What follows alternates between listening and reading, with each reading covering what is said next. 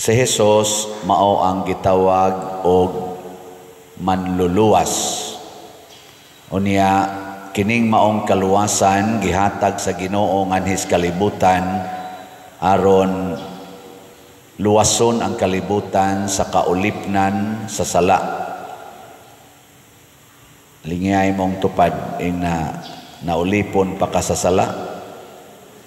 Naulipon pa. Naidaghan, naulipon, apil na ning nanagwali, naulipon sa sala.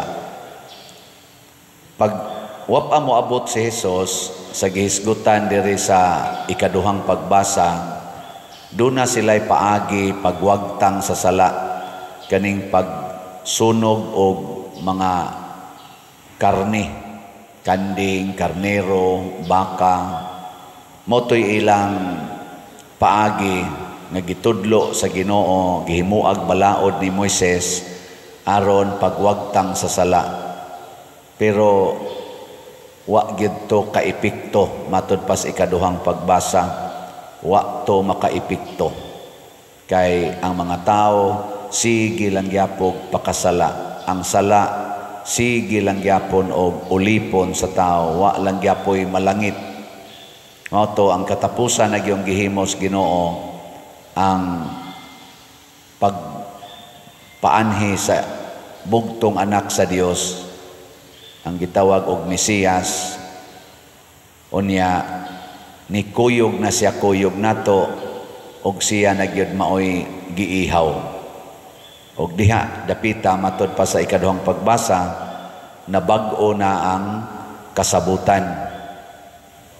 Ang sa may nakabag-o kay ang mosunod sa pulong sa Ginoo, sa pulong ni Hesus, maluwas na kanang lahos na gyud ngadto sa langit.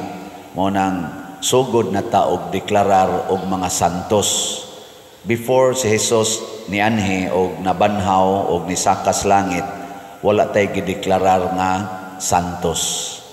Kay wap aman ma-establish pagbalik ang gitawag nato perfect connection sa tao ug sa Ginoo. Nahitabo ni pag-abot ni Jesus.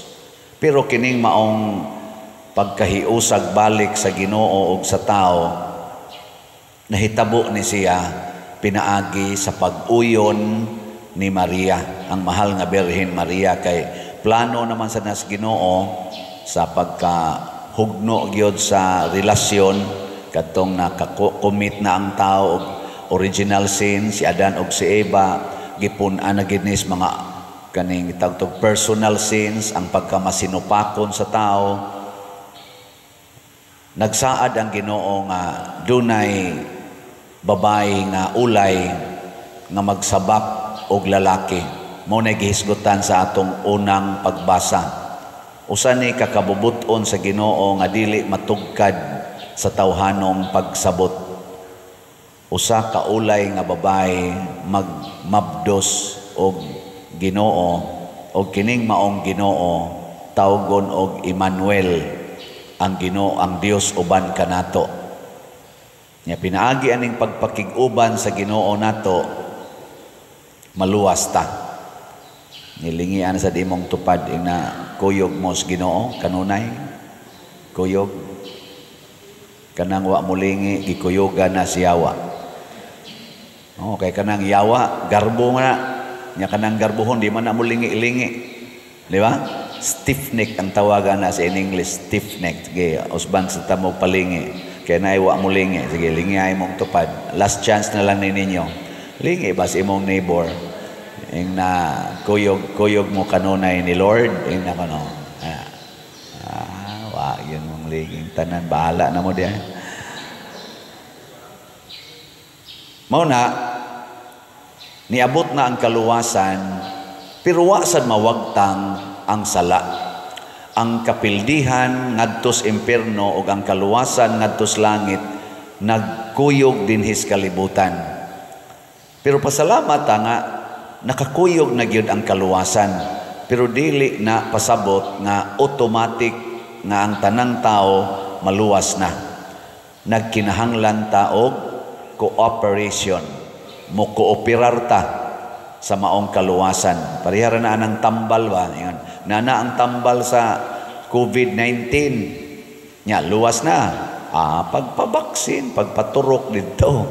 Di ka mo dool, di ka pabaksin, namiligro gyapon ka. Mo na'y teori. Ang tambal para silanat, nana. Adi man ka mo inom sa tambal, adi. Gapabilin ang tambal nga mapuslanon, pero wa mapusli nimo kay wa man ka mo dawat sa tambal. Ang question di ay, mapariha ba ka ta sa mahal nga Birhen Maria nga maoy unang midawat sa kaluwasan? Kinsa ninyo dinhi ang musunod sa mahal nga Birhen nga mudawat gyud sa Ginoo? Taas ang kamot. Huy, kinsa ma inyong dawaton di ay? Ang yawa? Pag-sure mo di ay? Na, mauna ni ron. Abi ba na ako kining tanang nanimba, padoong na ginis kaluwasan, padoong sa dinis impierno. Ug mao na itong problema. Mahadlok tang musunod sa mahal nga Birhen Maria ug sa mga santos, pero magsigi taghangyo nila nga tabangan ta. Tabangi ta. Nago tay gitawag og inahan sa kanunayng panabang. Nyag magkuan sa tani San Roque, maggusos ta, magkanta ta, San Vicente, tabang gihapon ang atong pangayoon. Pero inig-ingon mosunod mo sa ilang gibuhat nga midawat gyud Ginoo. Dili ta. Di madapa din. Og magpabilin tang ingon ani, magpabilin ang kaluwasan nga nias kalibutan, pero jutay ra ang makapahimulos. Muna diri sa atong tubag sa Salmo, sa tuy atong tubag,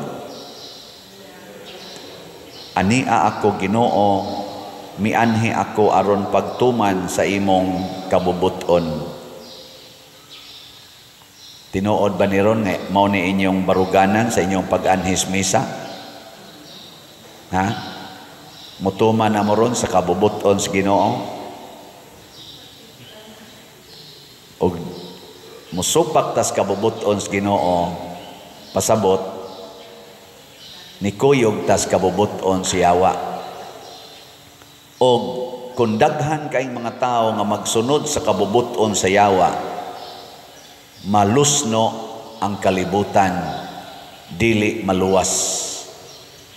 Perdition, dili salvation ang mahitabo. Kaya nga naman, ang nag-operate sa itong kinabuhi, mauman ang sala, ang kabubuton sa Yawa, dili ang kabubuton sa Ginoo. Dinhi sa Pilipinas, i-check nato, naa pa ba ang immorality? Kanang magpuyo-puyo, mag same-sex, prostitution, kanana ang premarital sex, naa pa ba? Maghinay. Wa na? Naa pa ba ning mga social sins, sama anang drugas, drug addiction? Naa pa ba? Naa pa ba ning graft and corruption? Naa pa ba ning smuggling? Naa pa ba ning pagpamakak? Naa pa ba ning mga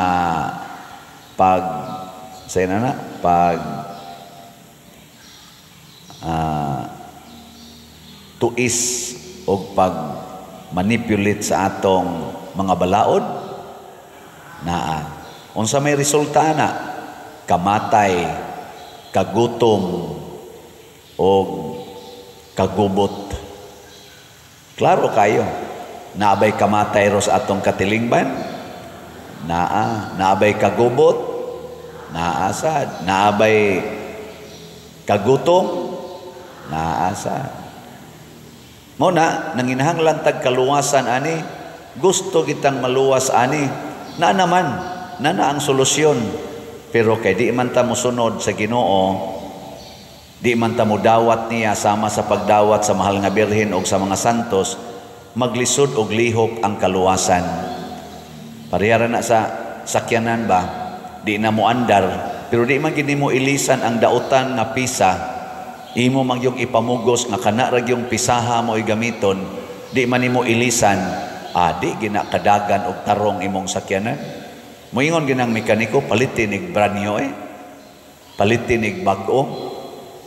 Para sa imong ligid, flat na, buslot na, maogyoy imong gamiton, di gini mo ilisan, di ginakadagan og tarong imong sakyanan. Muna karong panahon sa eleksyon, karong midterm election, mangilis na ta. Ilisan na to itong mga na naglingkod na itong mga leaders og buot pang molingkod nga mga leaders na makahatag lang og mga sala sa atong katilingban or makapasamot aning mga sala. Atong pilion katong makapaminos-minos.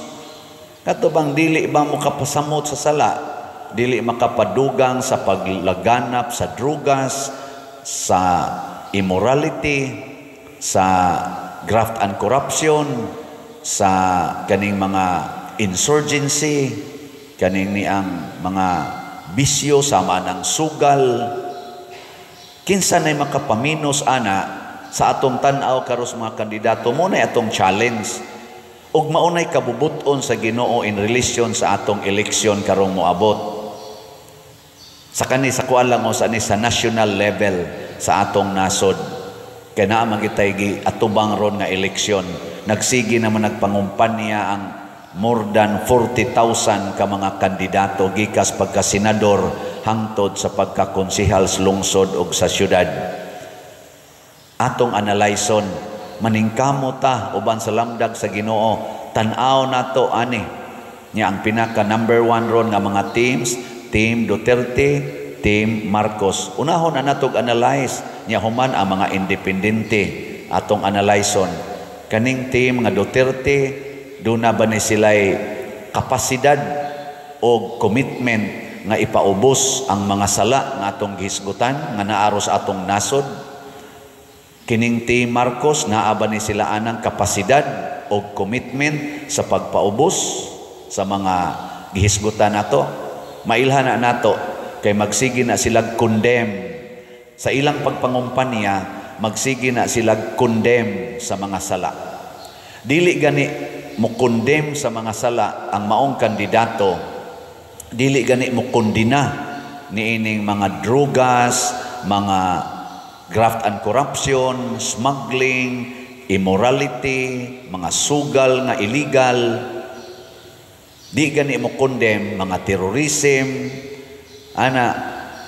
automatic dili na nato pilion. Ngano man, wa man gani gi-condemn sa baba, samot na gyus buhat. Di ba? Magduda pa man gani tanang mo condemn sa baba kay matud pa ni Kristo, words is useless without the action. Kanang pagsigi ninyo ingon, Ginoo, Ginoo, di na makaluwas ninyo. Butang igyog buhat, magduda pa man ganita nang nagsigig ingon, Ginoo, Ginoo, Ginoo. Ano yaman na din nanimba, nagmisa ganing usa. Magsigig ingon, matuman ang imong pagbuot dinhi sa yuta, maingon sa langit. Magduda pa man ganita na. Di ba? Unsa nakagwa gid na niya gibungat. So ato na nang hunongon pagbutar. Nya kamoron, nanamoy idea kinsa inyong butaran. No, sige, bahala na mo diya. Ikaduha, arita sa personal level. Kita matag-usa nga nanimba o kitang tanang mga Katoliko for that matter ug mga nagtuo ni Kristo, ipakita nato sa kalibutan nga atong buntugon ang mga sala. Sundon gid nato ang gisulti ni Mama Mary, sulugoon ako sa Dios, matuman dinhi kanako ang imong pulong. Matud pas ikaduhang pagbasa, ang gikinahanglan sa Dios mao ang mahinulsulon o mapaubsanon nga kasing-kasing nga kanunay moingon, ania ako o Dios aron pagtuman sa buot mong ipabuhat kanako. Sige, testing lang ni. Para ninyo, pagbuot bas Ginoo nga mopalit gid mog slag, Kinsa ninyo ron karong adlawa, karon lang si manaha, kutob karong Domingo, mo palit gyud slat taas ang kamot. Ang di mo pataas, kamo na mag-igo. Kutob las Domingo, kinsa mo palit og slat. Wa katunga. Sobra de, congratulations. Daghan na mong maluwas kana sa personal level pasabot kung ang ato yung mga leaders nga molingkod sa atong nasod or molingkod sa atong simbahan dili magtuman sa kabubuton sa Dios, kitang mga tao, kitang individual believer maoy motuman niini, bahala nag-ilat ang pamatyon, ilat ang daog-daogon, atong dawaton. Mao na gibuhat ni Lorenzo Ruiz, nilang Pedro Calungsod, nila ni San Pedro, San Pablo ug uban pang mga santos nga mga martyrs. Nagtuman sila sa balaod bisan pag ang tanan hapil ng mga leaders di na motuman sa balaod sa Ginoo. Kay at the end, ang kaluwasan is individual. Matud pang San Pablo, matag usa kanato muhatag og husay ngadto sa maghuhukom aron pagpresentar sa atong binuhatan maayo man o dautan. Gilas na lang lingi sa imong tupad. Ang di mo lingi, way kaluwasan. Ingna gusto ko, sabat na ko, gusto ko, maluwas ka. Ana, so nindota na. Manindog na ta katong gustong maluwas.